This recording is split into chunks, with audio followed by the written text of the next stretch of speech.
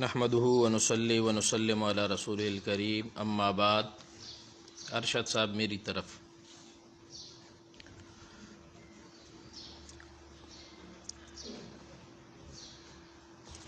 کل ہم نے جذبہ جنسیہ کے حوالے سے پڑھا تھا۔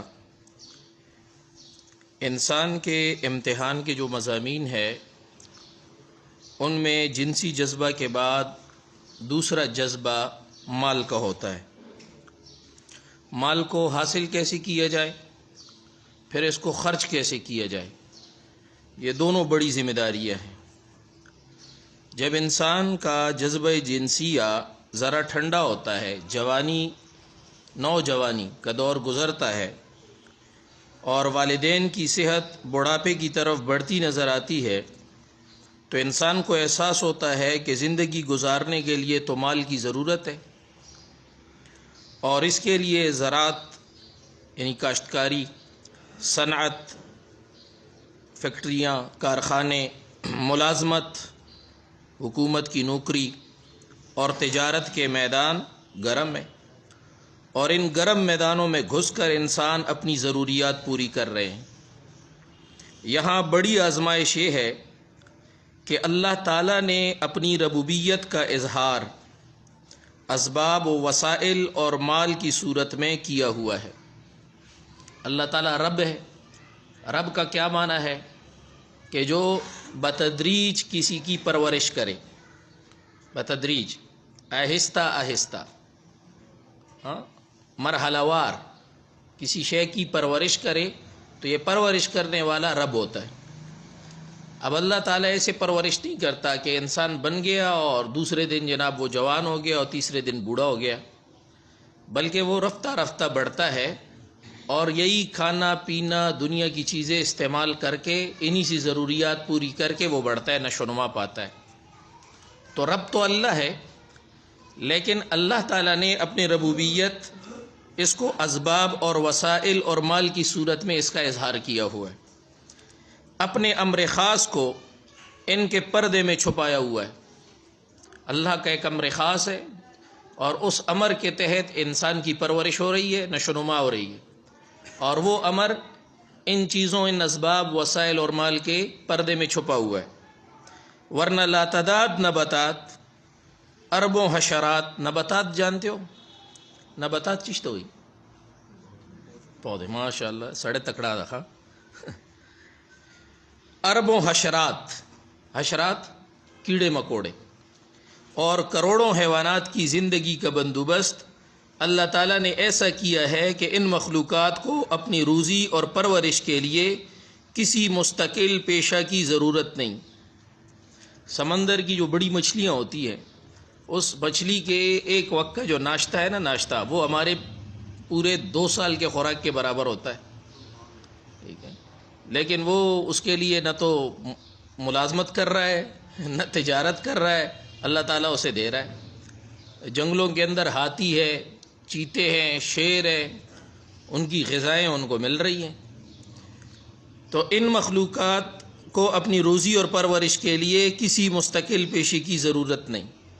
نباتات جڑ سے زمین کا پانی اور پتوں سے ہوا کی کاربن ڈائی آکسائڈ اور نائٹروجن گیس لے کر نشو و نما پا رہے ہیں۔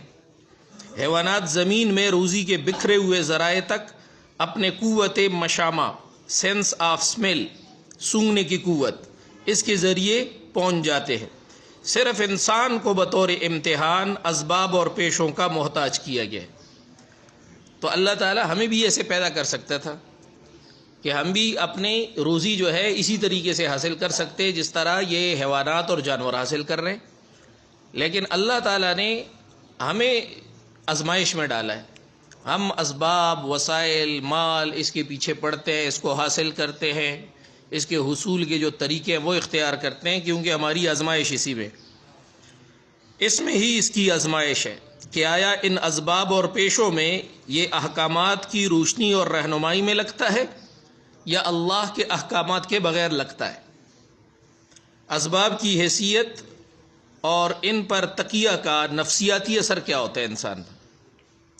اللہ تعالیٰ کے امر کا اسباب کے پیچھے چھپا ہونا اور حالات کا اسباب سے ظاہر ہونا، ایسا معمہ ہے، ایسا پوشیدہ راز ہے کہ اس کی وجہ سے کیا امیر کیا غریب، کیا بادشاہ کیا فقیر، کیا لیڈر کیا دانشور، سبھی حالات کا بدلنا اسباب سے جانتے اور سمجھتے۔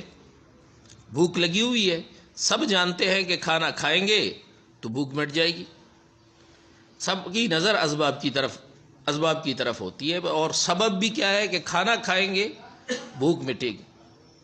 حالانکہ اور بھی بہت سارے اسباب ہیں جن سے بھوک مٹ جاتی ہے۔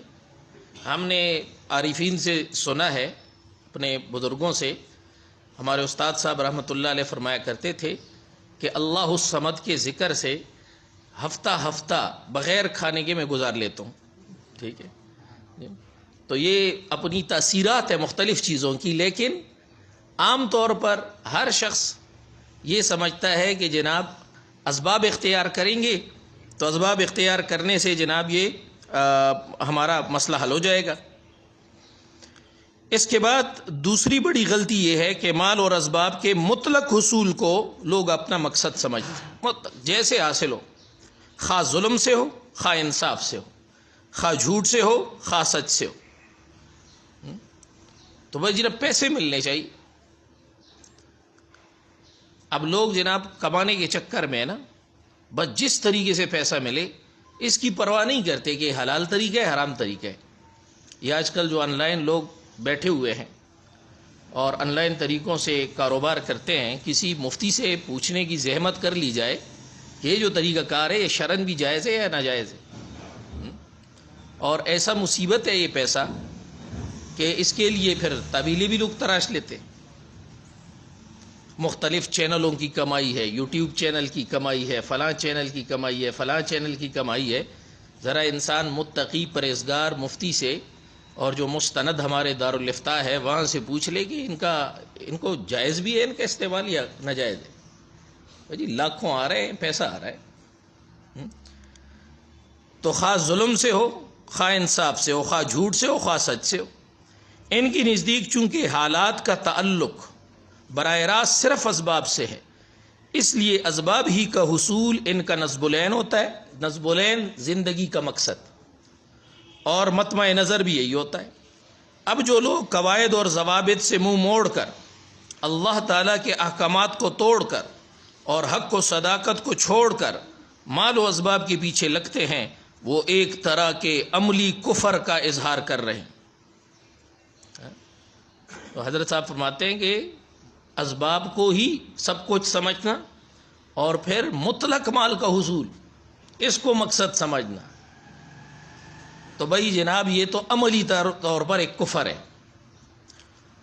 اور گویا مال ہی کو وہ مشکل کو کشا سمجھ رہے ہیں کہ میری مشکلات کی گرہ کھولنے والی چیز مال ہی ہے۔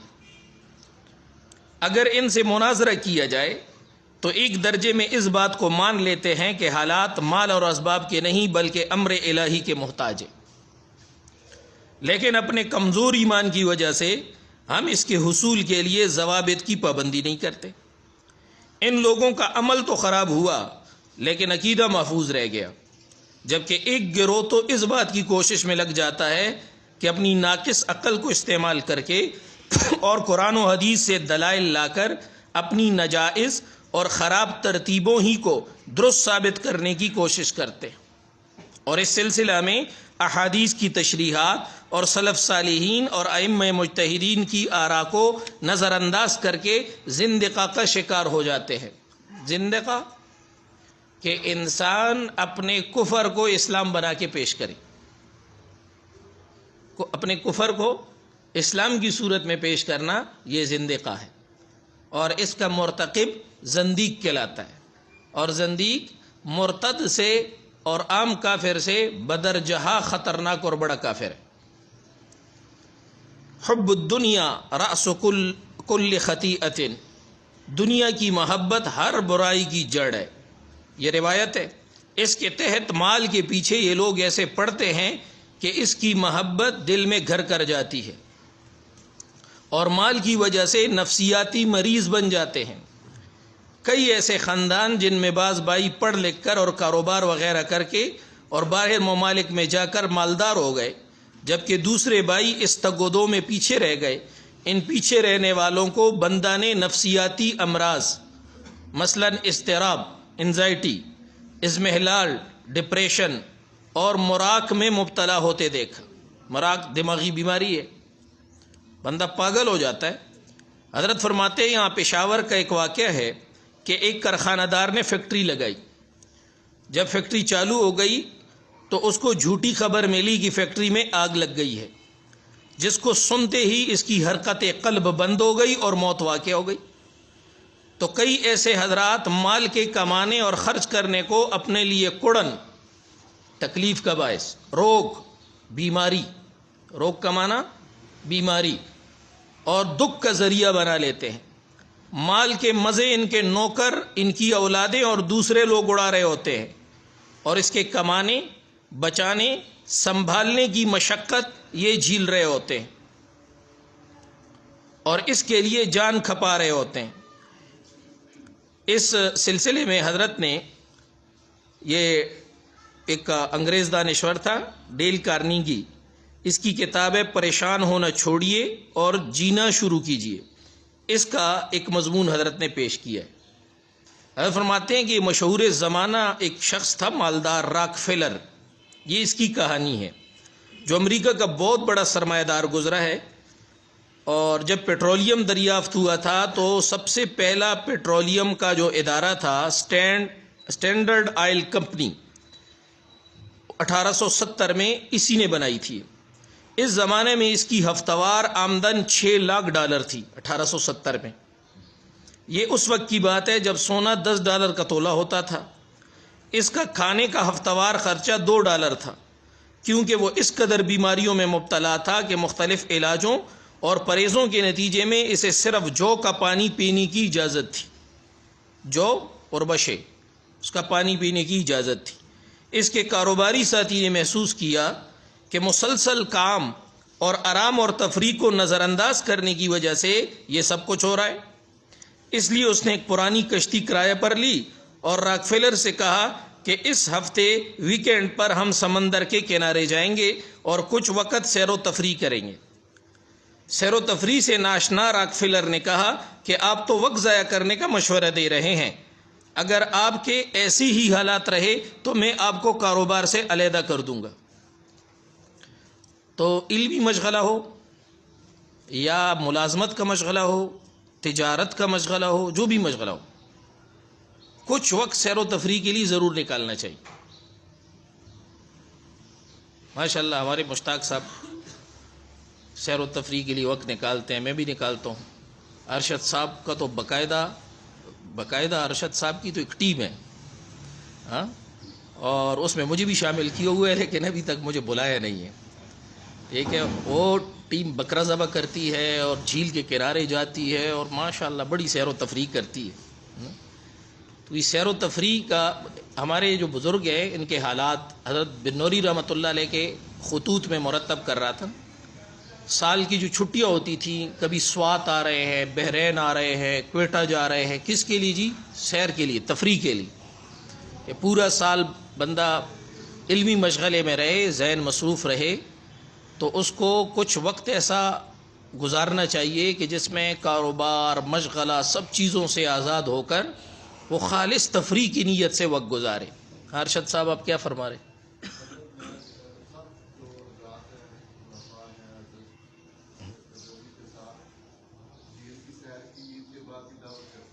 سبحان اللہ، مشتاق صاحب کو پہلے کہے پھر جدا۔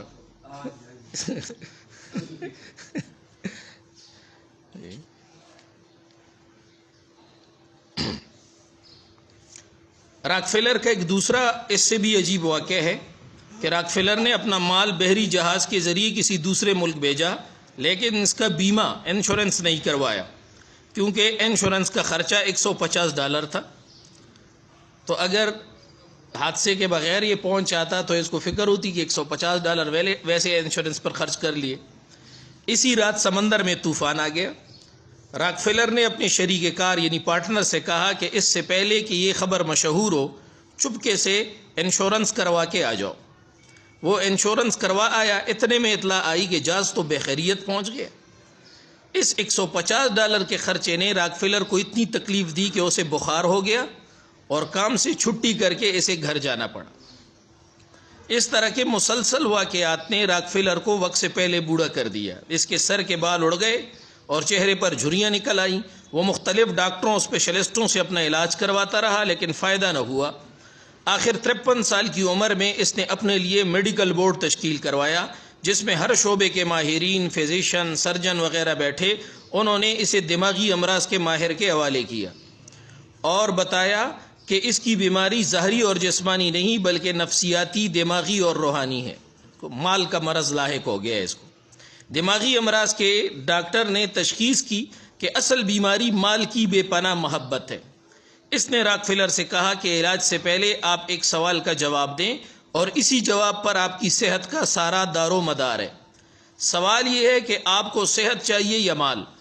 غور و فکر کے بعد اس نے جواب دیا کہ صحت چاہیے، کیونکہ صحت نہ ہو تو مال کس کام کا۔ اس پر دماغی امراض کے ڈاکٹر نے کہا کہ آپ مال کمانے کی حرص، اس کے سنبھالنے کی فکر اور اس کے خرچ کرنے میں کنجوسی کی وجہ سے سخت ذہنی دباؤ میں مبتلا ہیں اور اسی نے آپ کی جان کھا لی ہے۔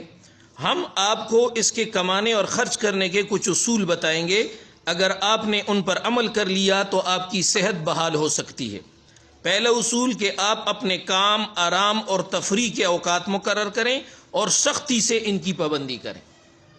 ہمارے جو صوفیہ ہیں انہوں نے جو کمائی کا نظام بنایا ہوا ہے، کہتے ہیں کہ کاروبار اور کمائی کو زیادہ سے زیادہ جو وقت آپ دیں گے 8 گھنٹے، 8 گھنٹوں سے زیادہ وقت نہیں ہے، اور اس کے بعد وہ کاروباری موبائل بند۔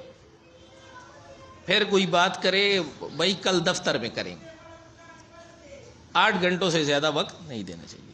8 گھنٹے اپنے آرام توام کو دینے چاہیے، 8 گھنٹے جو ہے وہ کاروبار کو دینے چاہیے، اور 8 گھنٹے وقت وہ بیوی اور بچوں کا حق ہے، وہ ان کو دینا چاہیے۔ ہمارے پاس ان کے لیے 1 گھنٹہ نہیں ہوتا، اور جناب کام کا اوقات ہمارے 16 گھنٹے ہوتے ہیں اور ٹائم لگا رہے ہیں جی، تو 8 گھنٹے زیادہ سے زیادہ۔ کام کا وقت ختم ہو جائے اور کام کی جگہ سے آپ چلے جائیں تو ملازمین اور کارندوں کو سختی سے ہدایت کریں کہ اس کے بعد کام کے بارے میں کوئی بات سننا گوارا نہیں کریں گے۔ اگر آپ کو آرام کے وقت میں ٹیلی فون آئے کہ فلاں گودام میں آگ لگ گئی ہے تو آپ فوراً جواب میں کہیں کہ بکواس بند کرو، شٹ اپ، یہ جواب ہو۔ کل وقت کام کے وقت میں آ کر دیکھوں گا۔ جب اس حد تک آپ اپنے آپ کو دنیا سے علیحدہ کریں گے تو اس کوفت اور اذیت سے آپ کے ذہن، یہ کوفت اور اذیت آپ کے ذہن سے نکلے گی۔ تیسرا، مال کے خرچ کے بارے میں آپ کو کنجوسی چھوڑنی ہوگی۔ آپ کی کنجوسی اور مال کے تجوریوں میں بھرے ہونے اور بینک میں رکھے ہونے کی وجہ سے آپ کے گرد و پیش میں جو محتاج اور تکالیف میں مبتلا لوگ ہیں وہ آپ سے نفرت کرتے ہیں۔ آپ جس طرف جاتے ہیں آپ کو حد تک نفرت اور ذلت کا رد عمل ملتا ہے، جس کی وجہ سے آپ کے اضطراب یعنی ٹینشن میں مزید اضافہ ہو رہا ہے۔ آپ اپنے مال کو بینکوں میں بند رکھنے کے بجائے باہر نکالیں اور ضرورت مندوں، محتاجوں میں تقسیم کریں اور فلاحی اداروں کو دیں۔ جب اس نے ان ہدایات پر عمل کیا اور اعلان کیا کہ وہ فلاحی اداروں، غریبوں اور محتاجوں میں مال تقسیم کرنا چاہتا ہے تو لوگ کہنے لگے کہ راکفیلر کنجوس مکھی چوس نے کمانے کا کوئی نیا ڈنگ نکالا ہوگا، اس کے ذریعے بھی شاید اس نے کمانے کی اپنی کوئی ترکیب کی ہوگی۔ لیکن جب ان کو اندازہ ہوا کہ واقعی سنجیدگی سے خیراتی کام کرنا چاہتا ہے تو اس کے پیسے لینے شروع کر دیے۔ اب معاشرے میں ہر طرف سے اسے عزت، محبت، خیرخواہی اور ہمدردی ملنے لگی۔ لوگ عزت سے سلام کرنے لگے، راستہ دینے اور مسکراہٹ سے استقبال کرنے لگے، اور تقاریب میں اسے مہمان خصوصی بنایا جانے لگا۔ اب جو ہر طرف سے خوشی اور راحت ملنے لگی تو بغیر دوائیوں کے صحت پر مثبت اثرات مرتب ہونا شروع ہو گئے۔ اس کے گنجے سر پر بال نکل آئے، چہرے کی جھریاں دور ہو گئیں اور معدے نے کام شروع کر دیا۔ اس علاج کے بعد 4 سال اس نے مزید کام کیا اور 57 سال کی عمر میں ریٹائرمنٹ لی۔ ریٹائرمنٹ کے بعد وہ مزید 40 سال زندہ رہا اور 97 سال کی عمر میں وفات ہو گئی۔ گویا اس نے مزید 45 سال مال کی محبت دل سے نکالنے، فلاحی کاموں اور خیرات صدقات کے بدلے حاصل کیے۔ صحابہ کرام بھی مالدار تھے. حضرت عبد الرحمن ابن عوف رضی اللہ تعالیٰ بھی مالدار تھے, حضرت عثمان غنی بھی مالدار تھے, لیکن وہ سرمایہ دار نہیں تھے. صحابہ مالدار تو تھے, سرمایہ دار نہیں تھے. یہ جو راکفیلر کی پہلی سوچ تھی نا, یہ سرمایہ دارانہ سوچ تھی. اور بندہ مالدار ہونا تو کوئی بات نہیں. مالدار مومن تو فقیر مومن کے بنسبت دین کی زیادہ خدمت کر سکتا ہے, معاشرے کے لیے زیادہ مفید ہے. تو مالدار ہونا تو ایک خوبی ہے, لیکن بندہ سرمایہ دار نہ ہو, مال کے حقوق ادا کرے, اور اس مال کو بجائے اس کے کہ جناب اپنے لیے عذاب بنائے, اس مال کو اپنے لیے راحت کا ذریعہ بنائے, دنیا کی راحت کا بھی اور اخروی راحت کا بھی. کاش اگر وہ یہی کام, حضرت فرماتے ہیں کاش کہ اگر راکفیلر یہی کام آسمانی تعلیمات کے مطابق اللہ کی رضا کے لیے کرتا تو ظاہری دنیاوی فوائد مفت میں حاصل ہو جاتے, جبکہ یہ چیزیں اس کو آخرت میں جہنم کی ہولناکیوں سے بچاتی اور جنت کی لازوال نعمتوں سے ہمکنار کرتی. انسان نے مال کمانے, اس کو سنبھالنے اور خرچ کرنے, یہ 3 درجے ہیں. مال کمایا کیسے جائے, سنبھالا کیسے جائے, خرچ کرنے. تینوں کاموں کی وجہ سے اپنے آپ کو مصیبت میں مبتلا کیا ہوا. اس کو اپنے مال سے فوائد حاصل کرنے کا موقع نہیں ملتا, بلکہ یہ مال اس کی جان کو کھائے جا رہا ہے. جلدی کریں بھائی, جلدی کریں. دیکھیں نوجوان سب سے آخر میں آ رہے ہیں, جلدی کریں ماشاءاللہ. مال کو مقصد بنانے کے لیے ظاہری اور باطنی نقصانات. جب مال مقصد بن جاتا ہے اور اس کے حصول کے لیے انسان صحیح ضابطوں کو چھوڑ دیتا ہے تو اس کے دوسرے انسانوں سے ٹکراؤ اور مقابلہ آرائی کے حالات پیدا ہو جاتے ہیں, جس کے نتیجے میں حرص, حسد, کینہ, عداوت, دھوکہ اور فریب یہ رذائل وجود میں آتے ہیں. پھر وہ مزید مال کی حرص کرے گا, دل میں اپنے ہم پیشہ لوگوں کی حسد پالے گا کہ یہ کیوں آگے نکل رہا ہے, کینہ رکھے گا, نقصان پہنچانے کی کوشش کرے گا, دشمنی عداوت کرے گا, دھوکے دے گا, فراڈ کرے گا, جھوٹ بولے گا. اس طریقے سے جناب وہ مقابلے کرتا رہے گا, اور میدان عمل میں ان باتوں کی مارکارائی شروع ہو جاتی ہے. اس کے نتیجے میں اشیاء تو وجود میں آتی رہتی ہے, سامان سہولت اور راحت تو بڑھتا جاتا ہے, لیکن انسان خود کھوکھلا ہو جاتا ہے. سامان سہولت تو ہوتا ہے لیکن سہولت نہیں ہوتی, سامان راحت تو ہوتا ہے لیکن راحت نہیں ہوتی, اچھی غذا تو ہوتی ہے لیکن بھوک غائب ہو جاتی ہے, اعلیٰ اور بڑھیا غذاؤں کو معدہ ہضم نہیں کر پاتا, خوشی کے اعلیٰ سے اعلیٰ سامان ہونے کے باوجود خوشی نہیں ہوتی. نرم و گداز بستر ہے, ایئر کنڈیشن کمرہ ہے, عالی شان بنگلہ ہے, لیکن نیند کے لیے گولیاں کھا رہا ہے, نیند نہیں آ رہی. گویا مال تو ہاتھ آ گیا لیکن اس کے نتیجے میں خوشی, راحت اور سہولت کا حال ہاتھ نہیں آیا. یہ سب اس لیے ہوا کہ سارا کام غلط ترتیب کو اختیار کر کے غلط رخ اور غلط زاویے سے کیا گیا. نتیجتاً اسباب تو ہاتھ آ گئے لیکن ان سے جو اچھے حالات انسان لینا چاہتا تھا وہ انسان کو اچھے حالات نہیں ملے. گویا انسان کے اندر رذائل کے پیدا ہونے میں بڑا کردار جذبہ مال نے ادا کیا. اس بلا اور معصیت سے بچنے کے لیے شریعت نے مال کے متعلق 2 پہلوؤں پر بحث کی ہے. ایک تو مال کے ساتھ دل کا تعلق, مال کے ساتھ دل کا تعلق کیا ہونا چاہیے, اور دوسرا مال کو حاصل کرنا اور خرچ کرنا. جہاں تک مال کے ساتھ دل کے تعلق کا معاملہ ہے تو چونکہ فاعل حقیقی اللہ کی ذات ہے, فاعل حقیقی حقیقتاً ہر کام اللہ کے ارادے سے ہوتا ہے, اللہ کے حکم سے ہوتا ہے, تو فاعل حقیقی اللہ کی ذات ہے. کسی نفع نقصان میں اللہ مال کا محتاج نہیں ہے. اس لیے اس سلسلے میں دل میں, قلب میں توحید کو پکا کرنا ہے. اس کے لیے شریعت نے یہ بندوبست کیا ہے کہ اللہ تعالیٰ نے اپنے فاعل حقیقی اور مؤثر حقیقی ہونے کے سلسلے میں قرآن پاک میں توحید ذاتی, توحید افعالی, توحید صفاتی کے رخ سے بحث کر کے اپنا تعارف کروایا ہے. ذاتی توحید یعنی اللہ تعالیٰ یکتا ہے, اللہ کا کوئی شریک نہیں. افعالی توحید, یہ جتنے بڑے بڑے افعال ہیں اللہ تعالیٰ کے سوا کوئی اس پر قادر نہیں ہے، اور اللہ ان افعال میں کسی کا محتاج نہیں۔ اور صفاتی توحید کہ بھئی اللہ تعالیٰ کی صفات ہے، مشہور صفات ہے، حیات ہے، علم ہے، سمع ہے، بصر ہے، یہ اللہ تعالیٰ کی صفات کا یقین رکھنا، ان پر ایمان لانا اور ان پر غور کرنا، ان پر تدبر کرنا۔ اللہ تعالیٰ نے ان صفات کے ذریعے اپنا تعارف کروایا۔ مثلا قرآن پاک میں اللہ تعالیٰ نے اپنا تعارف کرواتے ہوئے اپنے کو صمد کہا ہے۔ صمد کس ذات کو کہا جاتا ہے؟ کہ جس کا کوئی کام کسی پر موقوف نہ ہو اور اس کے غیر کا ہر کام اس پر موقوف ہو۔ بس انسان اس پہ غور کرے کہ بھئی اللہ کا تو کسی پر کوئی کام موقوف نہیں، لیکن اللہ کے غیر کا ہر کام اللہ پر موقوف۔ تو اللہ نے اپنے صفات کے ذریعے اپنا تعارف کروایا۔ اس پر تفصیلی بحث ہے کہ اسباب اللہ تعالیٰ کے ارادے کے تابع ہیں۔ آگ نہیں جلا سکتی جب تک اللہ کا امر نہ ہو، پانی نہیں ڈبو سکتا، پیاس نہیں بجھا سکتا جب تک اللہ کا امر نہ ہو، اللہ کا ارادہ نہ ہو۔ اور تاثیر دکھانے میں یہ اسباب اللہ کے امر کے محتاج ہے۔ اللہ امر کرے گا پانی پیاس بجھائے گا، اللہ امر کرے گا غذا صحت بخش بنے گی۔ یہ اسباب ہے دست قدرت میں یوں قلم دست کاتب میں جیسے رہے۔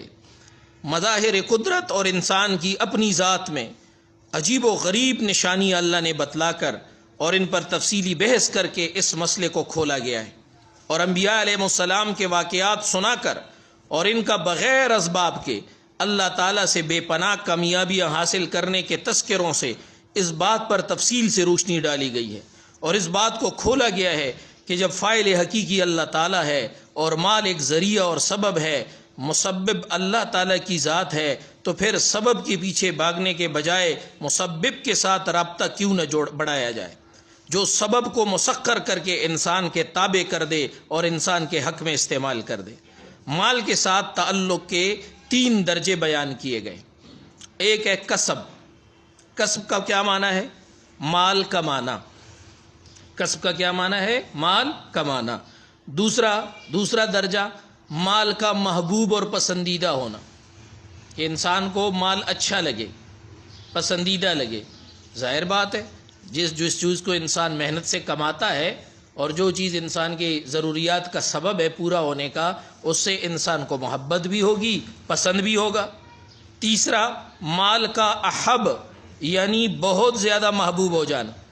احب کا معنی یہ ہے احب کہ بھئی اللہ کے حکم سے زیادہ محبوب ہو گیا، اللہ کے رسول کے حکم سے زیادہ محبوب ہو گیا، والدین سے زیادہ محبوب ہو گیا، بال بچوں سے بھی مال زیادہ محبوب ہو گیا۔ احب بہت زیادہ محبوب ہونا، سب چیزوں سے زیادہ محبوب ہو جانا۔ اب جہاں تک کسب مال ہے اور حصول مال ہے تو یہ تو ضروری چیز ہے، انسان کمائے گا، کیونکہ اس کے بغیر اکثر حالات میں انسان وقت نہیں گزار سکتا۔ دوسرا درجہ مال کا محبوب اور پسندیدہ ہونا، تو ظاہر ہے کہ فائدے اور سہولت کی چیز انسان کو پسند آئے گی اور اسے محبوب بھی ہوگی۔ چنانچہ شریعت نے مال کے محبوب ہونے کو بھی منع نہیں فرمایا، لیکن مال کا احب ہونا یعنی زیادہ محبوب ہونا یہ تفضیل باعث کے طور پر بیان کیا گیا، یعنی اور چیزوں سے زیادہ محبوب ہونا یہ شریعت کی نظر میں جناب ممنوع ہے۔ شریعت کی روح سے اور چیزیں جن سے مال زیادہ محبوب نہیں ہونا چاہیے، وہ اہم چیزیں اور وہ اعلی مقاصد کیا ہیں، کون کون سی چیزیں ہیں جن سے مال زیادہ محبوب نہیں ہونا چاہیے؟ نمبر 1 اللہ، یعنی اللہ کا حکم۔ نمبر 2 رسول اللہ صلی اللہ علیہ وسلم، رسول اللہ صلی اللہ علیہ وسلم کا حکم۔ نمبر 3 آخرت۔ نمبر 4 جہاد، اللہ کے راستے میں جہاد۔ مال اللہ کے راستے میں لڑنے کے لیے پاؤں کی زنجیر نہیں بننی چاہیے۔ اگلا نمبر اخلاص، اخلاق، عبادت، خدمت خلق، ان میں مال جناب رکاوٹ نہیں بننا چاہیے۔ مال کا ان چیزوں سے زیادہ محبوب ہونا، کمانے اور خرچ کے شرعی اصولوں سے زیادہ محبوب ہو جانا، اور اس کے اصول کے لیے اخلاقی ضابطے، معیاری اصول اور شریعت کے وہ احکام جو اللہ نے اس کے حصول اور خرچ کے بارے میں مقرر کیے ہیں ان کو پس پش ڈال دینا اور ان کو توڑ کر اور چھوڑ کر مال حاصل کرنا، یہ مال کا احب ہو جانا ہے، یعنی بہت زیادہ محبوب ہو جانا، یہ ممنوع ہے۔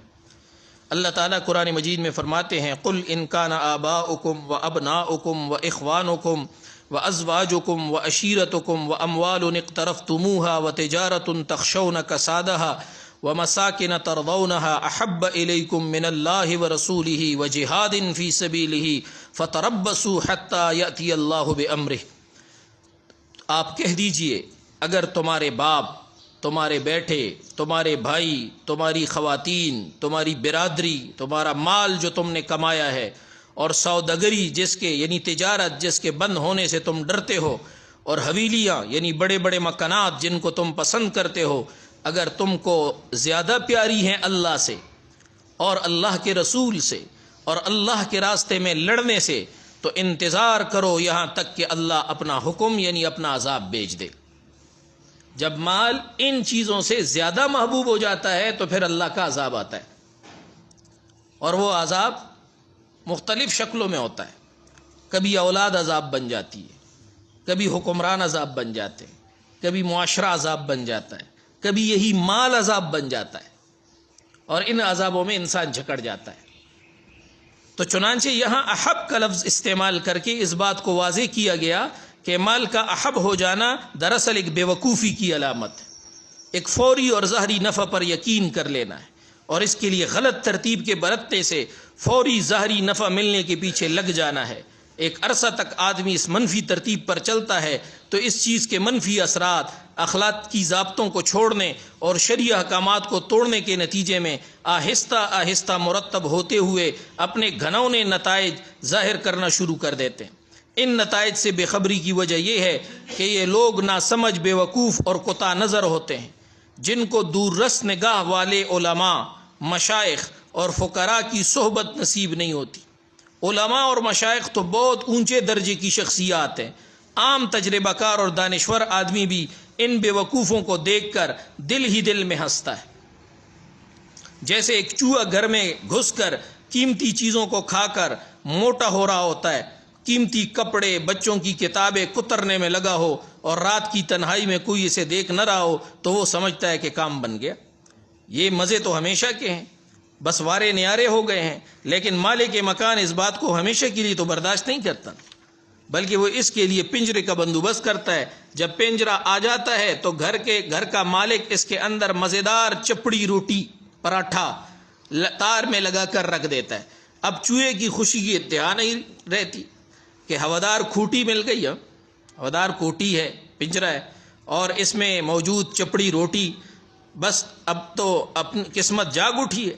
لیکن جو ہی وہ چپڑی روٹی پر منہ مارتا ہے، کھڑاک سے پنجرہ بند ہو جاتا ہے، اور صاحب بہادر اپنے کو گرفتار پاتے ہیں۔ صبح ہوتی ہی بچوں کی چیخ و پکار شروع ہو جاتی ہے، اور پنجرے میں سوئے چھبونے کی برمار ہو جاتی ہے، اور صاحب بہادر درد کے مارے تڑپ تڑپ کر جان دے رہے ہوتے ہیں، جبکہ بچے باہر خوشی سے اچھل رہے ہوتے ہیں۔ یہی نتیجہ ان احمقوں کا آئے دن سامنے آتا رہتا ہے، جو کچھ روپے پیسے کما کر ہوادار کوٹی اور چپڑی روٹی تک پہنچ جاتے ہیں، وہ سمجھتے ہیں کامیابی مل گئی، لیکن اس حصول مال کی غیر معیاری ترتیب اور اس کا احب ہونا اپنا اثر قتل و مقاتلہ، کچہری، مقدمہ اور حکومتوں کی پکڑ اور گرفت کے شکل میں سامنے لاتا ہے۔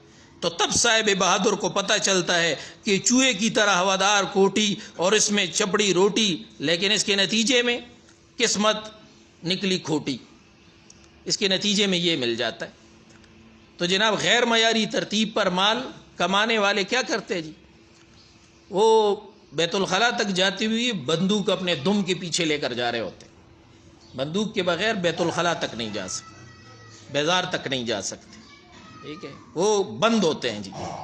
اور کچہری، مقدمہ، وکیلے، بس یہ ترتیب ہوتی ہے، غنڈہ گردی، قتل و مقاتلے، یہ زندگی ہوتی ہے۔ یہ آپ دیکھ رہے ہیں گرد و پیش میں۔ مال کو احب بنانے والے نفسیاتی اور دماغی مریض ہوتے ہیں۔ مال کو احب بنانے والے یعنی مال اللہ کے حکم سے زیادہ محبوب، رسول اللہ کے حکم سے زیادہ محبوب، اللہ کے راستے میں جہاد سے زیادہ محبوب، شریعت سے زیادہ محبوب، یہ بیوقوف ہوتے ہیں، دماغی مریض ہوتے ہیں. ان کے ذہنوں پر دائمی طور سے سوار مال کی فکر، اس کو سنبھالنے کا غم، اور بوجہ کنجوسی اس کا خرچ نہ کرنا، یا بوجہ برا روی اس کو معصیت اور گناہوں پر خرچ کرنا، ان کو پورا دماغی مریض بنا دیتا ہے، جس کے نتیجے میں ذہنی اور جسمانی صحت متاثر ہو کر انسان کی زندگی کو بدمزہ کر دیتی ہے، اور راحت اور خوشی کے سامان ہوتے ہوئے بھی راحت اور خوشی ناپید ہو جاتی ہے. اب حب مال کے اصلاح کا طریقہ کار کیا ہے؟ ہم کیسے جناب اس جذبے کی اصلاح کریں گے؟ یہ جو دو نوجوان ہیں نا ٹیک لگائے ہوئے، یہ آگے آ جائیں، شاباش، آپ بھی آ جاؤ بیٹا، اور آپ بھی آگے ہو، ماشاء اللہ. مشائخ تصوف اپنے متعلقین کی تربیت کر کے اور ان کے دلوں میں توحید راسخ کر کے اس بات کو ان کے دل میں بٹھا دیتے ہیں کہ مال سبب ہے اور مسبب اللہ تعالیٰ کی ذات ہے. مال کا آنا جانا عارضی ہے، اور اس پر کاموں کے بننے بگڑنے کا حکم اللہ کے، اس پہ کاموں کے بننے بگڑنے کا بغیر اللہ کے حکم کے دار و مدار نہیں. چنانچہ وہ حضرات اگر اس کو کماتے ہیں، مال کو کماتے ہیں، تو اللہ کے حکم طلب الحلال واجب علی کل مسلم، حلال روزی کی تلاش ہر مسلمان پر واجب ہے. اس حکم کو پورا کرنے کا ثواب حاصل کرنے کے لیے کماتے. تو بندہ مومن جب بھی اپنے روزگار کے لیے نکلے، صبح اپنی ملازمت کے لیے نکلے، اپنے دکان کے لیے نکلے، تجارت کے لیے نکلے، پیشے فیکٹری کے لیے نکلے، تو صبح پہلی نیت کیا ہونی چاہیے؟ طلب الحلال واجب علی کل مسلم. یہ حلال کی طلب کرنا یہ مسلمان پر واجب ہے، اور میں حلال کی طلب میں نکل رہا ہوں. اور جس کی وہ جو ہے وہ کاروبار وسیع ہے، یہ نیت کرے کہ اگر میرا یہ کام یہ بنے گا، اس کے ساتھ 20 لوگوں کا روزگار جڑا ہوا ہے، 20 لوگوں کا چولہا چل رہا ہے، جو میرے ملازمین ہیں، میرے ماتحت ہیں، تو وہ میں محنت کروں گا تاکہ میرے ساتھ یہ 20 خاندانوں کا چولہا چلتا رہے. فلاں دینی کام چل رہے ہیں، لہذا میں محنت کروں گا تاکہ وہ دینی کام نہ روکیں. تو یہ نیتیں کر کے اس میں پھر سچ، انصاف اور خدمت خلق، ان اصولوں کو اپنا کر ان کا ثواب حاصل کرنے کے لیے کمانے کی نیت کرنی. میں نے اپنے کاروبار میں ملازمت سچائی کو قائم کرنا، میں نے انصاف کو قائم کرنا ہے، میں نے خدمت خلق کرنی ہے. تو یہ مستقل جہاد ہو گیا، یہ مستقل عبادت ہو گئی یہ کمانا. تو ان نیتوں کو کر کے گھر سے نکلنا ہے. ان کا کمانے کے لیے جانا ان کے لیے خوشی اور فرحت کا سامان بنتا ہے. جب انسان عبادت کے لیے جاتا ہے روحانی تسکین ملتی ہے.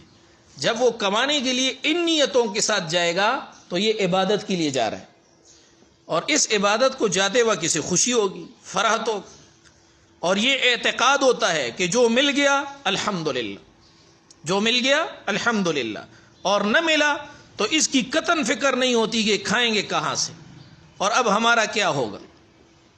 تو یہ نیت سیکھنی ہے.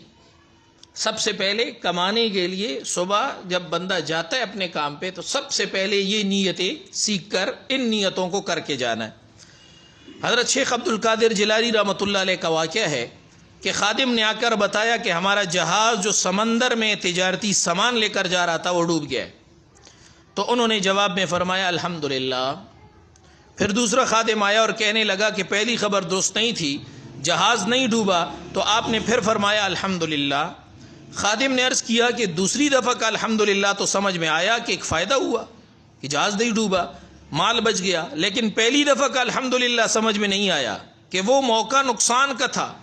حضرت رحمۃ اللہ علیہ نے فرمایا کہ نہ مال کے ضائع ہونے پر الحمدللہ کہا، نہ مال کے بچ جانے پر الحمدللہ کہا، بلکہ الحمدللہ تو دل کے حال پر کہا تھا کہ جب معلوم ہوا کہ جہاز ڈوب گیا ہے تو دل جس حالت سکون میں اور یاد الہی میں تھا ویسا ہی رہا، اور جب یہ سنا کہ جہاز نہیں ڈوبا تو دل کے حال میں کچھ فرق نہیں آیا. گویا ایک ٹیسٹ ہو گیا کہ دل کے مال کے ساتھ وابستگی نہیں تھی کہ آیا یا گیا. پختہ توحید کی وجہ سے سبب کے بجائے مسبب یعنی اللہ سے تعلق استوار تھا، اللہ سے تعلق بنا ہوا تھا، لہذا سبب کے آنے جانے کا کوئی اثر نہیں ہوا. مالی نقصانات پر سالکین کے 3 حالات. جو سالک ہوتا ہے اللہ کے راستے میں چلنے والا ہوتا ہے، مالی نقصان جب اس کا ہوتا ہے تو اس پر جو حالات آتے ہیں ان کی 3 قسمیں ہوتی ہیں. اس ضمن میں انسانوں کے حالات 3 قسم کے ہوتے ہیں. ابتدائی درجے والے لوگ ہماری طرح، غلبہ حال والے، اور نمبر 3 کاملین، کامل لوگ، اللہ والے، علماء ربانین، مشائخ صوفیاء، کامل لوگ. ابتدائی درجے والوں کو تو عام انسانوں کی طرح طبی تکلیف ہوتی ہے، ہمیں طبی تکلیف ہوتی ہے، لیکن وہ تکلیف عقلی نہیں ہونی چاہیے.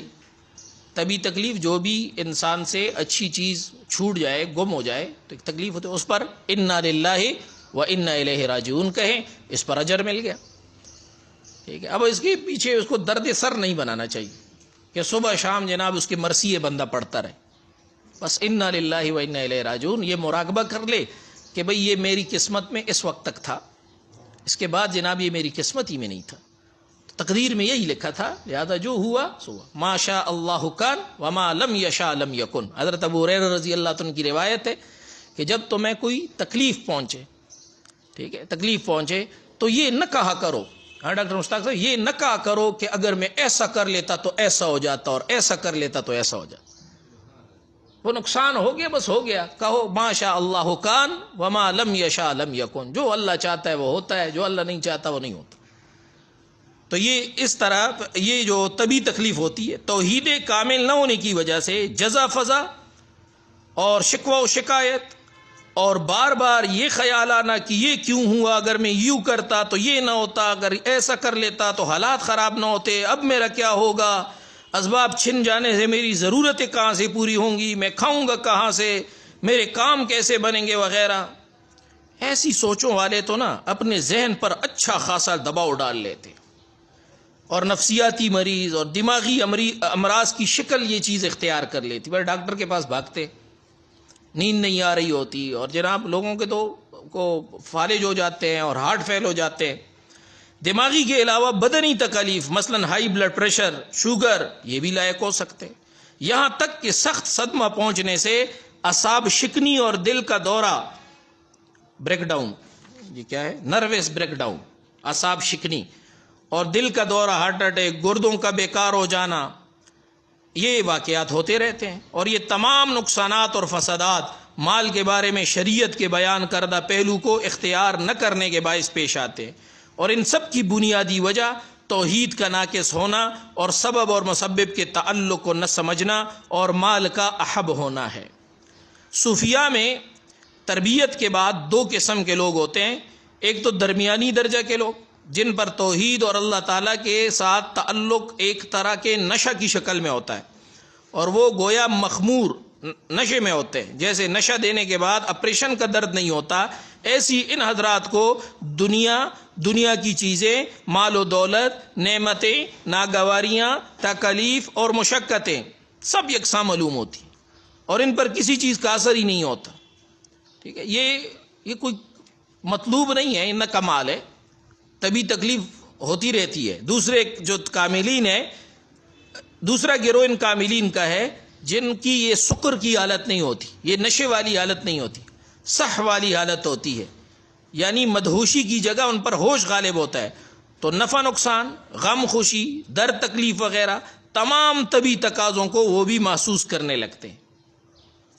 ان کو ساری باتوں سے طبی تکلیف ہوتی ہے، لیکن یہ تھوڑی دیر کی تکلیف یوں زائل ہو جاتی ہے کہ ان تکالیف پر من جانب اللہ ملنے والے اجر کا دھیان شروع کر دے. اور توحید کامل ہونے کی وجہ سے، نیز سبب و مسبب کے تعلق کو سمجھنے کی وجہ سے ان کی تکلیف طبی ہوتی ہے، عقلی اور ذہنی نہیں ہوتی، اور اس سے کوئی اضطراب، اس محلال کی تکلیفیں طاری نہیں ہوتی. چنانچہ یہ حضرات مال کے سارے فوائد تو لے لیتے ہیں اور اس کے نقصانات سے بچ جاتے ہیں، جبکہ دنیا داروں کا طبقہ بوجہ کم فہمی، ناقص توحید اور سبب و مسبب کے تعلق کو نہ سمجھنے اور مال کے احب ہونے کی وجہ سے اس کا تھوڑا سا فائدہ تو اٹھا لیتے ہیں، لیکن اس کے عظیم نقصانات میں الجھ کر آخرت سے پہلے اس دنیا کی زندگی کا مزہ بھی کرکرا کر لیتے ہیں، نہیں خراب کر لیتے ہیں. مال کے حاصل کرنے اور اسے خرچ کرنے کی ترتیب. مال کے بارے میں شریعت کی دوسری ترتیب اس کے حصول اور خرچ کے بارے میں ہے. مال کے حاصل کرنے کے لیے شریعت نے ایک جامع نظام دیا ہے، چنانچہ شریعت کا معاملات کا باب اس پر تفصیلی بحث کرتا ہے۔ قرآن پاک میں جو مالی احکام کی آیات ہیں، اسی طرح پھر جو احادیث میں کتاب البیوع اور کرایہ داری کے ابواب اور شراکت کے ابواب اور فلاں، یہ سارے معاملات کے ابواب احادیث میں، پھر فقہ میں بہت بڑا ذخیرہ ان مالی معاملات کے بارے میں ہے۔ تو یہ معیشت کا باب، آیات، احادیث اور اس کی عملی اور جزوی تشریح فقہ کی شکل میں یہ ہمارے پاس، اس میں سود سے بچنا، سٹے سے بچنا، کسی چیز کے وجود میں آنے سے پہلے اس کی خرید و فروخت، گاہک کی مجبوری سے فائدہ اٹھا کر اس کا استحصال، دھوکہ، جھوٹ وغیرہ، یہ سب سے بچ کر کمانے کا طریقہ بتایا گیا۔ یہ آج کل نا یہ انڈر پلے کا جو کاروبار ہوتا ہے، اس میں بہت زیادہ گاہک کا استحصال ہوتا ہے، وہ مجبور ہوتا ہے، اس کی مجبوری کا استحصال کر کے مارکیٹ سے کم ریٹ پر چیز لی جاتی ہے۔ فقہ البیوع میں شیخ الاسلام مفتی تقی عثمانی صاحب نے لکھا ہے کہ یہ جناب مکروہ تحریمی ہے کہ آپ کسی کے کا مجبوری کا استحصال کر کے مارکیٹ ریٹ سے کم پر اس سے چیز لیں۔ مثال کے طور پر ایک بندہ ایک قرضدار ہے، اس کے جو ہے وہ لوگ اس سے مطالبہ کر رہے ہیں قرض، اس نے جناب گھر کا سامان بیچنا ہے، فریج بیچنا ہے، گاڑی بیچنی ہے، اور آپ کہتے ہیں موقع ہے کیونکہ نقل و مارکیٹ ریٹ سے کم پر، تو اس کی جو مارکیٹ ویلیو ہوگی، جو قیمت ہوگی، اس کے مطابق قیمت دینا اس کو ضروری ہے۔ اور اگر اس کی مجبوری سے فائدہ اٹھا کر آپ سستی چیز اس سے لے رہے ہیں، یہ مکروہ تحریمی عملاً حرام ہے۔ یہ مفتی تقی عثمانی صاحب نے فقہ البیوع میں اس مسئلے کو لکھا ہے بڑی وضاحت سے۔ حضرت نے بھی یہاں فرمایا ہے کہ کسی گاہک کی مجبوری سے فائدہ اٹھا کر اس کا استحصال کرنا، دھوکہ، جھوٹ، ان سے بچ کر کمانے کا طریقہ شریعت نے بتایا۔ یہ ہمارے یہاں بالکل عام ہے، اس مسئلے کو یعنی کوئی توجہ ہی نہیں دیتا، بلکہ خوش ہوتے ہیں کہ چیز سستی مل رہی ہے۔ چانس تھا ماشاء اللہ۔ خدمت خلق اور لوگوں کو سکھ پہنچانے والے پیشے اختیار کر کے رزق کا حصول، تو کون سا پیشہ اختیار کرنا ہے؟ جس میں خدمت خلق ہو، جس میں لوگوں کی خدمت کرے، آپ مخلوق خدا کی خدمت کریں، لوگوں کو سکھ پہنچانا۔ ایسے بے محنت پیشے جو لوگوں کو سکھ اور سہولت پہنچانے کا ذریعہ نہ ہو، یا محنت تو ہو لیکن لوگوں کی کوئی سہولت ان سے وابستہ نہ ہو۔ کرکٹر بن گئے جی، تو کرکٹر بن کے کیا کرو گے جی؟ ہاں، لوگ اس کے پیچھے پڑے ہوئے، اس سے آپ مخلوق کی کیا خدمت کر سکتے ہیں؟ آپ کیا خدمت کر سکتے ہیں؟ آپ مریض کا علاج کر سکتے ہیں، آپ کسی کو گھر بنا کے دے سکتے ہیں، آپ کیا کر سکتے ہیں؟ ٹھیک ہے جی۔ تو جناب یہ آج کل لوگ ایسے بے محنت کام یا ایسے فضول کاموں میں لگتے ہیں، کیوں؟ پیسہ ہے اس میں۔ تو مومن کے لیے مقصد پیسہ نہیں ہوتا، مومن تو جو پیشہ اختیار کرتا ہے وہ پیشے کا کوئی مقصد ہونا چاہیے۔ اس کا اگر کوئی مقصد ہے، اور ایسا مقصد ہے کہ جو ملک اور ملت کے لیے ضروری ہے، تو آپ اس میں لگیں۔ ایسے بے محنت پیشے جو لوگوں کو سکھ اور سہولت پہنچانے کا ذریعہ نہ ہو، ان سے بچنا، کما کر فضول طریقوں سے خرچ کرنے سے پرہیز کرنا۔ یہ اس کا ایسا محکم نظام دیا گیا ہے کہ اس کے تحت کمائی کرنے سے نہ تو مفادات آپس میں ٹکراتے ہیں، نہ ہی ایک دوسرے پر ظلم کر کے دلوں میں نفرت کے جذبات جنم لیتے ہیں۔ انہی نفرتوں کے نتیجے میں عداوتیں اور تلخیاں وجود میں آ کر زندگی کو تکلیف دہ بنا دیتی ہے۔ کمائی کے عمل کی اہمیت اور حکم کو ان الفاظ میں حضور اقدس صلی اللہ علیہ وسلم نے ارشاد فرمایا ہے: طلب الحلال فریضۃ بعد الفریضہ، حلال طلب کرنا فرائض کے بعد فریضہ ہے۔ اور کمائی کے عمل کو خدمت خلق اور عبادت بنا کر پیش کیا گیا ہے۔ چنانچہ فرمایا: التاجر الصدوق مع النبیین والصدیقین والشہداء والصالحین، سچا تاجر قیامت کے دن انبیاء، صدیقین اور شہداء کے ساتھ ہوگا۔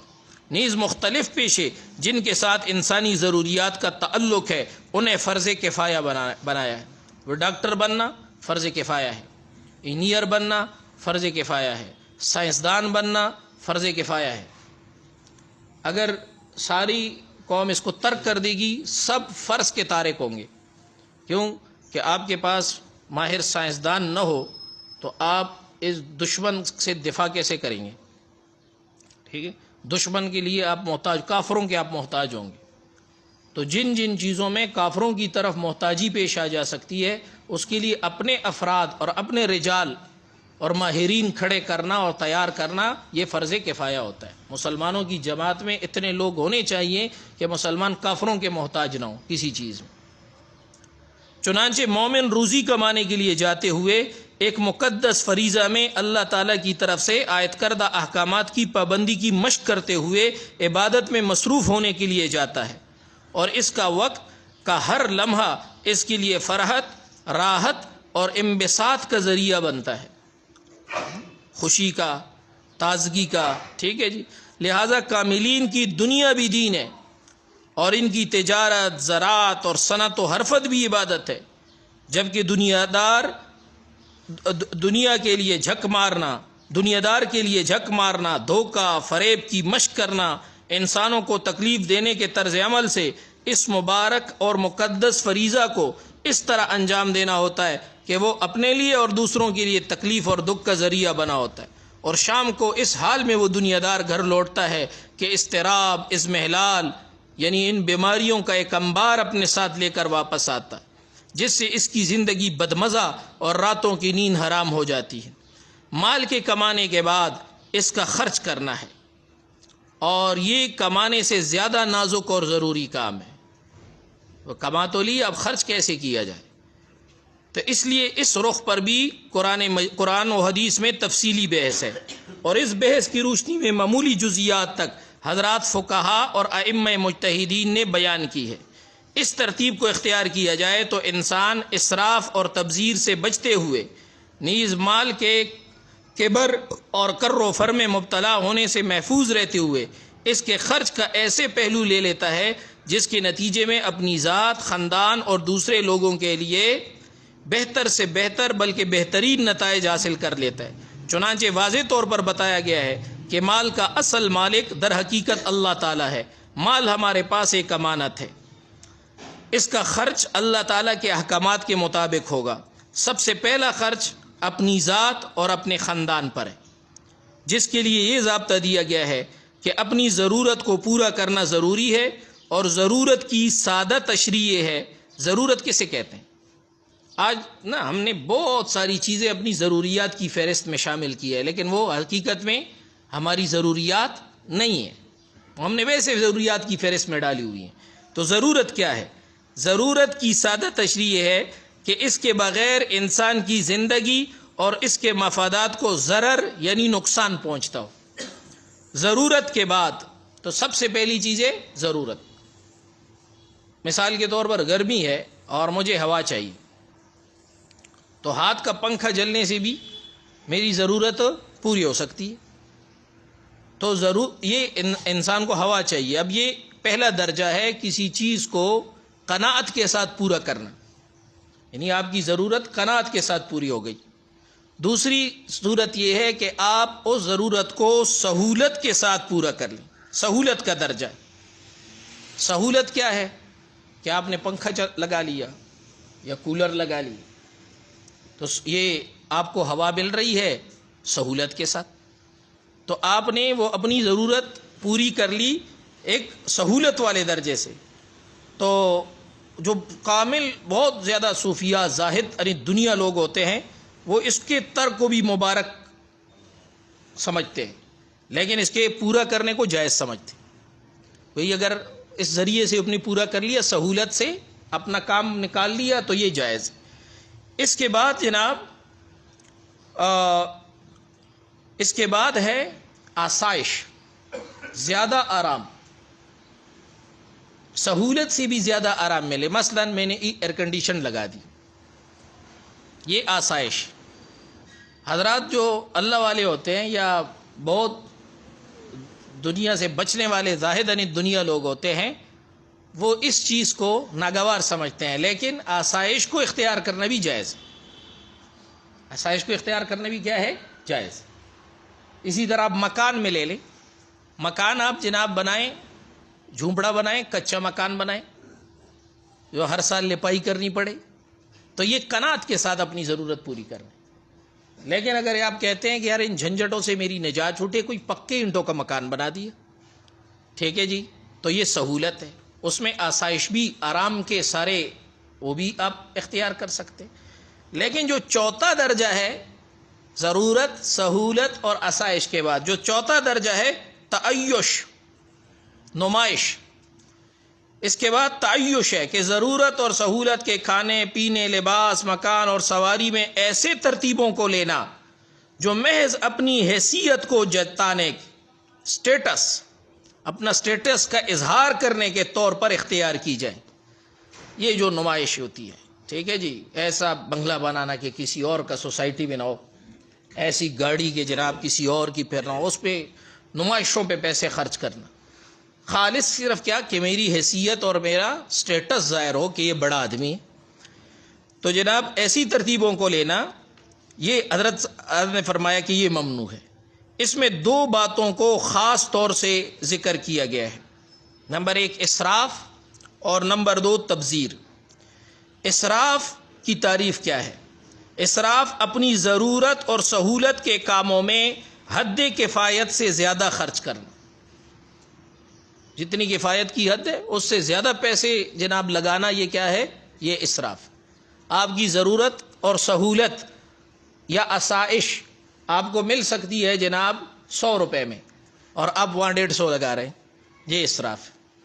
اسی طرح جناب تبذیر، تبذیر یہ بذر سے نکلا ہے، بذر عربی میں تخم کو کہتے ہیں، تخم نہیں ہوتا، پرانے زمانے میں کاشتکار چیز بوتے تھے تو وہ جناب ہل چلانے سے پہلے وہ تخم کو بکیرتے تھے کھیت میں۔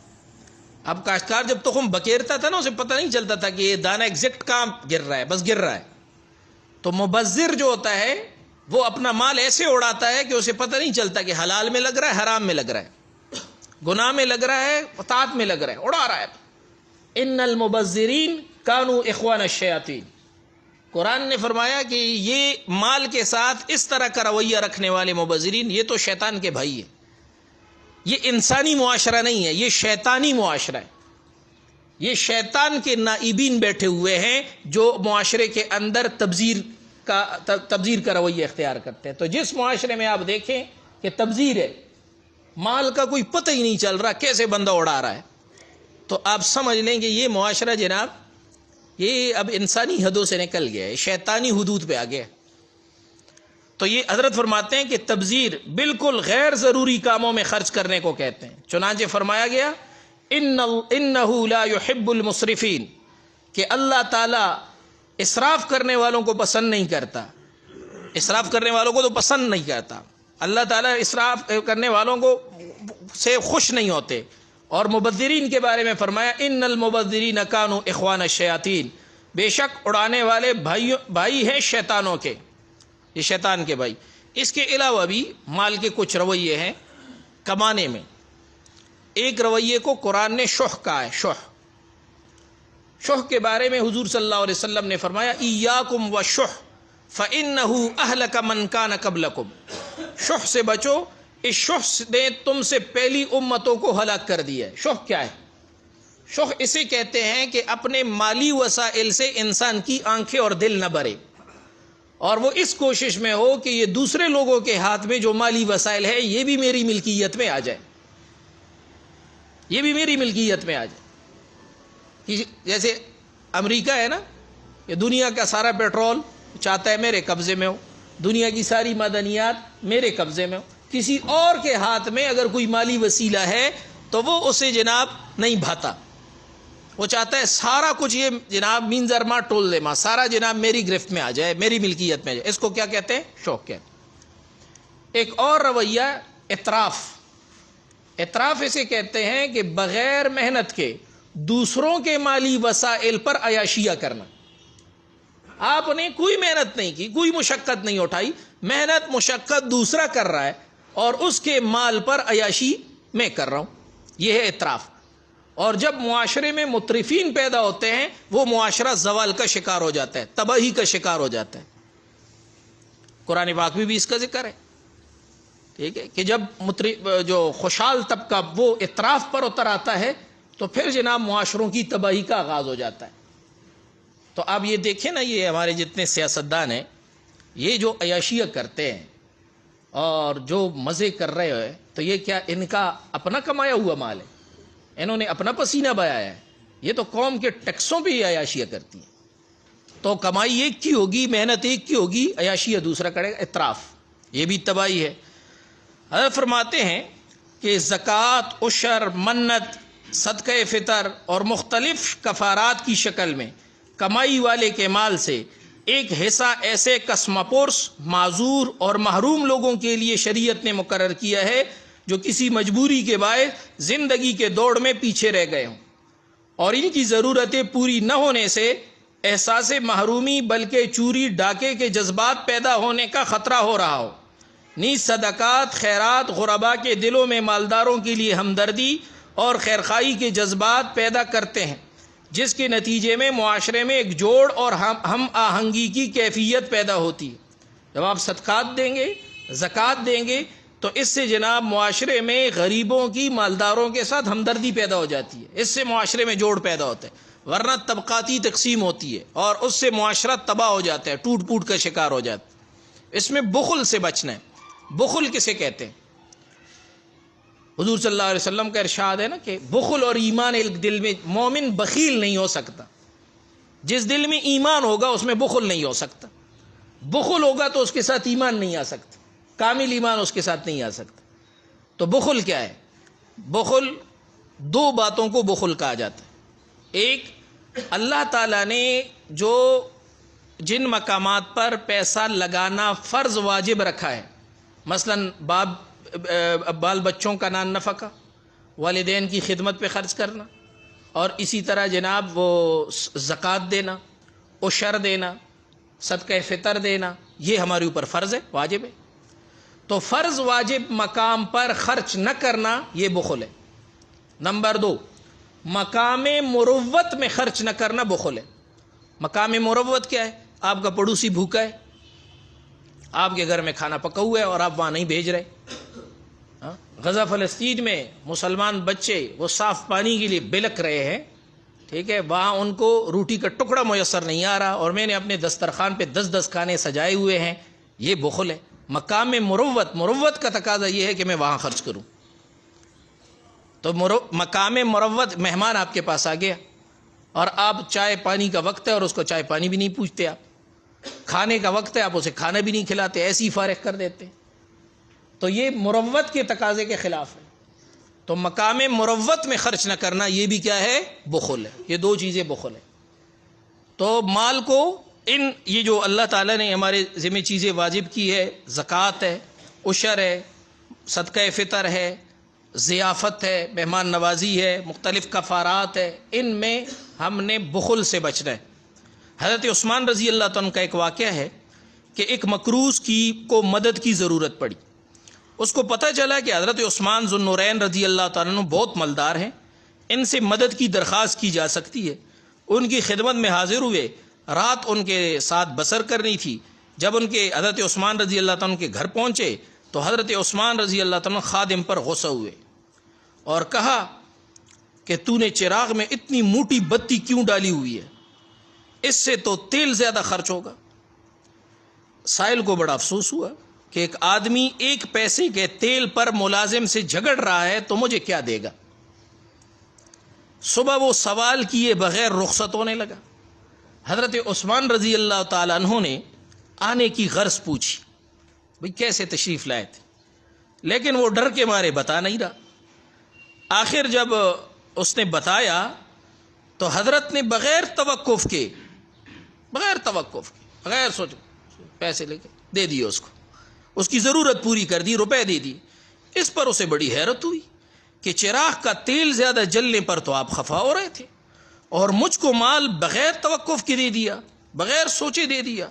حضرت عثمان رضی اللہ تعالیٰ عنہ کا یہ طرز اس لیے تھا کہ مال ہماری ملکیت نہیں ہے، بلکہ یہ اللہ تعالیٰ کی عطا کردہ امانت ہے، اس لیے مال کا بیجا اور فضول خرچ کرنا گوارا نہیں، اور جب صحیح خرچ کرنے کا موقع آئے تو خزانے لوٹاتے ہوئے بھی ذرا بر تکلیف نہیں ہوتی۔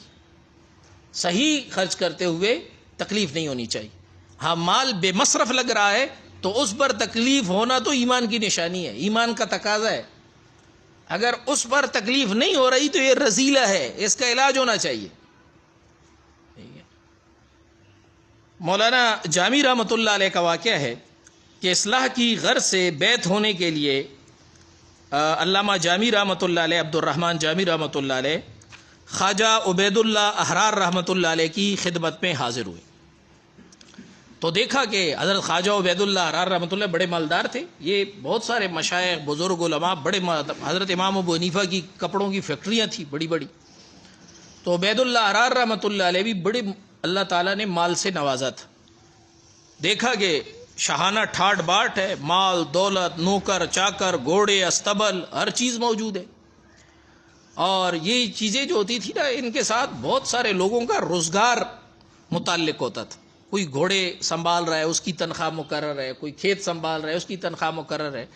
تو یہ حضرات نا پیسوں کو ذخیرہ کرنے کے بجائے ان چیزوں میں لگاتے تھے تاکہ باقی لوگوں کا روزگار بھی ان سے چلے. تو ان کے دل کو نا حضرت عبد الرحمن جامی رحمۃ اللہ علیہ یہ سوچا کہ یہ کوئی فقیر اللہ والے بزرگ ہوں گے، فقیر قسم کے، یہ تو بڑی ٹھاٹ باٹ والی شخصیت ہے جن کے استبل میں سینکڑوں گھوڑے بندھے ہوئے ہیں اور نوکر ہے اور چاکر ہیں اور حویلی ہے. تو دل کو تسلی نہیں ہوئی اور یہ خیال کیا کہ کوئی دنیا دار قسم کے آدمی ہے. چنانچہ بیت ہوئے بغیر واپس ہو گئے. اور شاعر تھے بڑے پائے کے، عبد الرحمن جامی رحمۃ اللہ علیہ شاعر بڑے پائے کے تھے. یہ مصرع ان کے دل میں آ گیا: نمردست آں کہ دنیا دوست دارت، نمردست آں کہ دنیا دوست دارت، وہ مرد ہی نہیں ہے جو دنیا کو دوست رکھتا ہو. واپسی پر ایک سرائے میں رات کو خواب دیکھا کہ میدان حشر برپا ہے اور پریشانی کا عالم ہے. اپنی نجات کی کوئی صورت نظر نہیں آتی کہ اتنے میں حضرت خواجہ عبید اللہ احرار رحمۃ اللہ علیہ مل گئے اور ان کے ذریعے خلاصی اور بچاؤ کا سامان ہو گیا. صبح ان کی خدمت میں دوبارہ حاضر ہوئے. رات کو خواب میں شر کے جو بڑے اللہ والے بزرگ تھے، حشر کے میدان میں بچا دیا، لہذا دوبارہ چلے گئے. خواجہ صاحب کو بھی اللہ تعالیٰ نے کشف فرما دیا، آگاہی کر دی. مولانا عبد الرحمن جامی سے پوچھا کہ آپ نے کیا مصرع کہا تھا؟ تو اس سے اور زیادہ حیران ہوئے. انہوں نے کہا کہ نمردست آں کی دنیا دوست دارت. تو خواجہ عبید اللہ احرار رحمۃ اللہ علیہ نے فی البدی فرمایا: اگر دارت برائے دوست دارت، کہ اگر وہ دنیا رکھتا بھی ہے تو دوست یعنی اللہ کی رضا کے لیے رکھتا ہے. تو ان حضرات کے مال کمانے، خرچ کرنے، سنبھالنے اور رکھنے میں ترتیب شریعت کے اصولوں کے مطابق ہوتی ہے.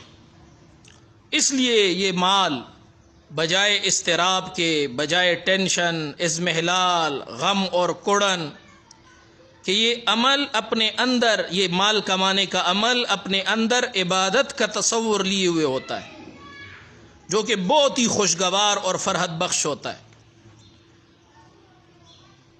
اب یہ دیکھیں نا، جب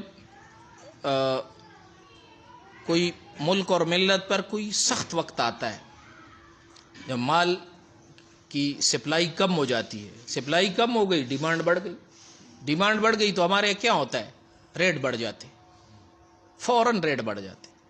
قرآن مجید میں اللہ تعالیٰ نے ایسے حالات میں بندے مومن کا معاشی رویہ اور معاشی ترتیب کیا ہوتی ہے، اس کا ایک نمونہ ذکر کیا ہے. اور نمونے کے طور پر ایک بہت بڑے بین الاقوامی قحط کو اللہ تعالیٰ نے ذکر کی ہے. یہ قحط تاریخ کا بہت ہی مشہور قحط تھا جو یوسف علیہ السلام کے زمانے میں آیا تھا.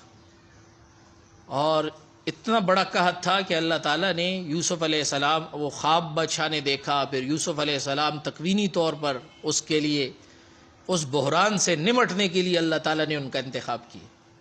اور وہی کے ذریعے اللہ تعالیٰ نے ان کو ساری ترتیب بتائی کہ اس بحران سے کیسے نمٹنا ہے.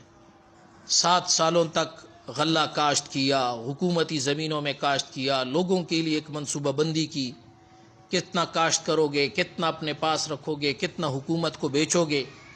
پھر سارا سٹاک کیا، اس وقت کی جو زرعی سائنس تھی اس کو کام میں لا کے سٹاک کیا کہ خراب نہ ہو.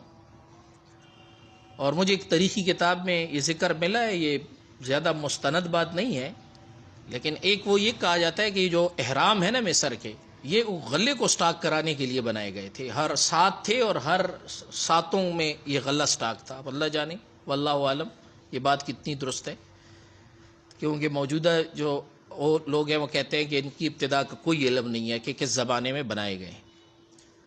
تو یہ جو اب ظاہری طور پر جب غلہ کم ہو گیا، قحط ہو گیا، تو ریٹ بڑھنے چاہیے تھے، لیکن حضرت یوسف علیہ السلام نے نرخ بڑھنے نہیں دیے، ریٹ کنٹرول اسی پر رکھا، جیسے پہلے جس قیمت پر ملتا تھا غلہ اسی قیمت پہ ملتا رہا۔ اس لیے گرد و پیش کے جتنے ممالک تھے جن میں قحط کا اثر تھا سارے مصر آتے تھے، سارے مصر، اور مصر میں یہ تو تھا نہیں کہ 1 سال کا غلہ ہو، انہوں نے تو سٹاک کیا ہوا تھا، پورا بندوبست تھا، لہذا کوئی کمی تو تھی نہیں۔ تو وہ اپنے ریٹ پر دینے پر بھی مصر کو اچھا خاصا فائدہ ہوا، اور اتنی رقم خزانے میں آئی کہ بڑا مصر میں وہ بڑا خوشحالی کا دور، تاریخ میں اس کو بہت خوشحالی کا دور کہا جاتا ہے۔ تو اس سے یہ سبق ملتا ہے کہ بندہ مومن کی جو معاشی پالیسی ہونی چاہیے وہ اس طرح کے وقت کے لیے ایسی ہونی چاہیے کہ عام مسلمانوں کے لیے اور لوگوں کے لیے، انسانوں کے لیے تکلیف نہ بنائے وہ۔ اس لیے حضرت عمر رضی اللہ عنہ کے زمانے میں جو قحط آیا نا مدینہ میں، اور جس میں چیزیں کم ہو گئی تھی، تو حضرت عمر رضی اللہ عنہ حضرت عبد الرحمن ابن عوف اور حضرت عثمان رضی اللہ عنہ کے گھر گئے، دونوں حضرات کو بلایا اور ان سے مذاکرات کیے کہ اب اس کو قابو کیسے کیا جائے، کیونکہ صحابہ میں معاشی ماہرین یہی دو بڑے حضرات، یہی دو تھے جو پائے کے معاشی ماہرین تھے۔ تو حضرت عبد الرحمن ابن عوف اور حضرت عثمان رضی اللہ عنہ کے جو وسائل تھے، یہ شام سے ان کا جو قافلہ آیا تجارت کا، غلہ تھا، اس میں زیتون کا تیل تھا، اناج تھا، بڑا ہزاروں اونٹوں پر مشتمل قافلہ ہے مدینہ۔ اب ہونا کیا چاہیے کہ طلب زیادہ ہے، معاشرے میں ڈیمانڈ زیادہ ہے، سپلائی محدود ہے، ریٹ بڑھنے چاہیے کہ نہیں بڑھنے چاہیے؟ بڑھنے چاہیے، اور وارے نیارے ہو جاتے جناب حضرت عبد الرحمن بن عوف کے، حضرت عثمان کی، کیونکہ ہر بندہ دگنی ریٹ پر چیز خریدنے کو تیار تھا۔ قحط میں بچے، بیوی، گھر میں جناب جو پریشانی ہوتی ہے، اللہ تعالیٰ نہ لائے، یہ بہت سخت وقت ہوتا ہے۔ لیکن حضرت عمر رضی اللہ عنہ ان سے مذاکرات کرنے گئے کہ بھئی لوگوں کی حالت آپ دیکھیں کہ یہ کیا، آپ کیا ترتیب اختیار کریں گے دینے کی، سرکاری سطح پر آپ کیا؟ تو حضرت عمر سے انہوں نے پوچھا کہ آپ بتائیں ہم کیا کریں؟ تو حضرت عمر رضی اللہ عنہ تو بہت ہی اونچے درجے کی شخصیت نے کہا کہ یہی اجر کمانے کا موقع ہے، بجائے بیچنے کے صدقہ کرے۔ تو حضرت یوسف علیہ السلام نے تو اپنی قیمت پہ بیچا تھا نا، اور صحابہ کرام نے، حضرت عثمان نے اور حضرت عبد الرحمن بن عوف نے صدقہ کیا ہے پورا۔ یہ کوئی آسان بات نہیں ہے نا، قحط کے زمانے میں ہر بندہ کہتا ہے یہی سیزن ہے بھائی کماؤ۔ ہمارے ہاں تو نا گاڑی یا شارٹ ہو جائے نا اڈے میں تو کرایہ ڈبل ہو جاتا ہے، گھنٹوں میں کرایہ ڈبل ہو جاتا ہے، ٹھیک ہے؟ تو یہ آپ دیکھیں کہ ہم اسلام کی جو معاشی ترتیب ہے، مال کے کمانے خرچ کرنے کی جو ترتیب ہے، اس سے ہم کتنا دور ہیں۔ ہاں ہمارے یہاں تو ہم تو دینداری سمجھتے ہیں، بھائی میں نے داڑھی رکھ لی، پگڑی باندھ لی، کرتا پہن لیا، ذکر اسباق پورے کر دیے، تو ہمارے سلسلے کا تصوف صرف یہ نہیں ہے نا، یہ بھی تصوف ہے۔ یہی چیز آپ دیکھیں آپ کو کہاں ملے گی کہ مال خرچ کرنے کا طریقہ، نظریہ، سوچ، اسلامی سوچ کیا ہے، نظریہ کیا ہے، پھر شرعی ترتیب کیا ہے۔ تو ایسے مواقع پر تو مسلمانوں کی تکلیف کو دور کرنا ہے اور ریٹ نہیں بڑھانا، اسی ریٹ پر جناب جتنے ریٹ پر آپ کو مل رہا ہے مناسب نفع رکھ کر دینا۔ پہلے سے سٹاک شدہ مال ہے تو اس پر ریٹ نہیں بڑھانا، وہ تو آپ کو وہ پرانے قیمت پر ملا تھا، اس پر آپ ریٹ کیوں بڑھا رہے ہیں؟ وہ تو آپ کے پاس پہلے سے ذخیرہ موجود ہے، آپ جناب مناسب نفع جس طرح پہلے کما رہے تھے اس طرح ابھی کما کے اس کو دیتے رہے۔ یہ ہے شرعی ترتیب کہ لوگوں کے مجبوری کا فائدہ نہیں اٹھانا، مجبوری کا فائدہ اٹھا کے لوگوں کا استحصال نہیں کرنا۔ تو حضرت صاحب فرماتے ہیں کہ جو اللہ والے ہوتے ہیں نا، وہ مال کمانے خرچ کرنے میں جب شریعت کے اصولوں کی پابندی کرتے ہیں تو یہ عمل اپنے اندر عبادت کا تصور لیے ہوتا ہے۔ وہ صبح دکان کے لیے نکلتا ہے، ملازمت کے لیے نکلتا ہے تو وہ عبادت کی ادائیگی کے جذبے سے جا رہا ہوتا ہے، جو کہ بہت ہی خوشگوار اور فرحت بخش ہوتا ہے۔ لہذا مال کے اخروی فوائد کی طرح یہ حضرات دنیا میں بھی دنیا داروں سے زیادہ فوائد حاصل کر لیتے ہیں۔ جبکہ دنیا دار کمانے، سنبھالنے اور خرچ کرنے تینوں درجوں میں مصیبت میں مبتلا رہتے ہیں۔ اس لیے ان حضرات میں شوگر کی بیماریاں، دل کی بیماریاں، ذہنی بیماریاں بمقابلہ کم مال والے اور غرباء کے زیادہ ہیں، اور ان کی اولادوں کا فسق و فجور، لڑائی جھگڑوں میں مبتلا ہونا، قسم قسم کے نشوں میں مبتلا ہونا، بے تکی ڈرائیونگ سے حادثات کا شکار ہونا آئے دن معاشرے میں بندے کے تجربے میں آتا رہتا ہے۔ ساری بحث کا حاصل یہ ہوا کہ کفار، اہل باطل اور دنیا دار مال اور دولت اور وسائل ضرورت کے حصول کے لیے وسائل ضرورت کو حاصل کرنے کے لیے حرص کے جذبے کے ساتھ آگے بڑھتے ہیں، اور اسراف، تبذیر، کبر، حسد، لالچ، جھوٹ، دھوکہ، فریب، کینہ اور طرح طرح کی روحانی بیماریوں میں مبتلا ہو کر سارے وسائل کے ہوتے ہوئے ایسے حالات سے دوچار ہوتے ہیں کہ ان کی زندگی تلخ ہو جاتی ہے۔ اسراف، تبذیر وغیرہ یہ تفصیل اور ان کا مفہوم حضرت نے پہلے بیان کر دیا ہے۔ لہٰذا مال کے سلسلے میں اصلاح کے لیے انسان کو 3 عنوانات کے تحت غور و فکر اور کام کر کے اس کی اصلاح کرنی ہوگی۔ 3 عنوانات کے تحت مال کے جذبے کی اصلاح کرنی ہے۔ نمبر 1، مال کے ساتھ دل کا تعلق اس طرح ہو جائے کہ مال اللہ تعالیٰ کے احکامات کے مقابلے میں احب، یعنی ان اللہ کے احکام سے زیادہ محبوب نہ رہے۔ دوسرا، مال کے کمانے، رکھنے اور خرچ کرنے کے لیے شریعت کے اصول اور احکام کی پابندی ہو۔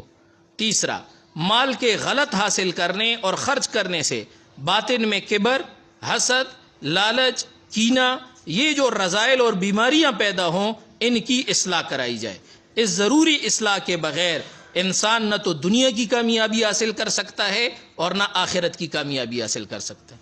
سبحانک اللہم و بحمدک، اشہد ان لا الہ الا انت۔